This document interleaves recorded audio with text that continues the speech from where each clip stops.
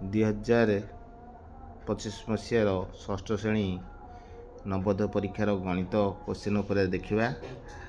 ପ୍ରଥମେ ପ୍ରଶ୍ନ ଅଛି ଗଣିତର। ଗୋଟିଏ ରେଳଗାଡ଼ି ସକାଳ 10:45 ଦିଲ୍ଲୀ ଛାଡ଼ି ଅପରାହ୍ନ 3:30 ଜୟପୁର ପହଞ୍ଚିଥାଏ, ତେବେ କେତେ ସମୟ ଯାତ୍ରା କରିଥାଏ? ସଠିକ୍ ଉତ୍ତର ହେଉଛି 4 ଘଣ୍ଟା 45 ମିନିଟ୍। ତାପର ନମ୍ବର ଦେଖିବା, ନିମ୍ନକ୍ରମରେ ଲୁପ୍ତ ସଂଖ୍ୟାଟି କେତେ? ଏହାର ସଠିକ୍ ଉତ୍ତର ହେଉଛି 677, ଏ ଅପସନ୍। ତାପର ନମ୍ବର 43 ନମ୍ବର ଦେଖିବା, ଗୋଟିଏ ବାକ୍ସରେ 500 ଅଣ୍ଡା ଥିଲା, ସେଥିରୁ 3/25 ଭାଗ ଭାଙ୍ଗିଗଲା ଏବଂ ସମୁଦାୟ ଅଣ୍ଡା ସଂଖ୍ୟାର 1/5 ଅତିଥିଙ୍କ ପାଇଁ ରଖାଗଲା, ତେବେ ଆଉ କେତେ ଅଣ୍ଡା ବ୍ୟବହାର ପାଇଁ ରହିଛି? ଏଇଟା ହେଉଛି 340।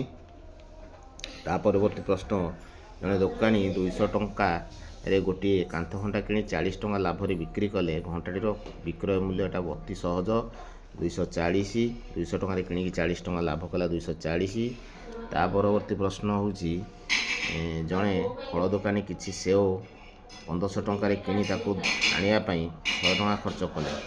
ସମୁଦାୟ ସେଓକୁ 2236 ଟଙ୍କାରେ ବିକ୍ରି କଲେ, କେତେ ଲାଭ କଲେ? ଏଟା ହେଉଛି 636 ଟଙ୍କା ଉତ୍ତର। ତାପରେ 46 ନମ୍ବର ଉତ୍ତର ଦେଖିବା 17। 47 ନମ୍ବର ଉତ୍ତର ହେଉଛି 4 ସମକୋଣ, ଡି ଅପସନ୍ ଡି। 48 ନମ୍ବର ଉତ୍ତର ହେଉଛି 360 ଡିଗ୍ରୀ। 49 ନମ୍ବର ଉତ୍ତରକୁ ଯିବା। 49 ନମ୍ବର ଉତ୍ତର ହେଉଛି 25। 50 ନମ୍ବର ଉତ୍ତର ହେଉଛି ଏ ଅପସନ୍ ଏ 5। 51 ଉତ୍ତର ହେଉଛି ଅପସନ୍ ସି। 52 ନମ୍ବର ହେଉଛି ଅପସନ୍ ଏ। 53 ନମ୍ବର ଉତ୍ତର ହେଉଛି ସି ଅପସନ୍ 127। 54 ନମ୍ବର ଉତ୍ତର ହେଉଛି ଅପସନ୍ ସି 10। ତାପରେ ଦେଖିବା 55 ନମ୍ବର ହେଉଛି ଅପସନ୍ ବି। 56 ନମ୍ବର ହେଉଛି ଅପସନ୍ ବି। 57 ହେଉଛି ଅପସନ୍ ସି। 58 ହେଉଛି ଅପସନ୍ ସି। 59 ନମ୍ବର ହେଉଛି ଅପସନ୍ ଏ 119/500। 60 ନମ୍ବର ହେଉଛି ଅପସନ୍ ସି। ଧନ୍ୟବାଦ।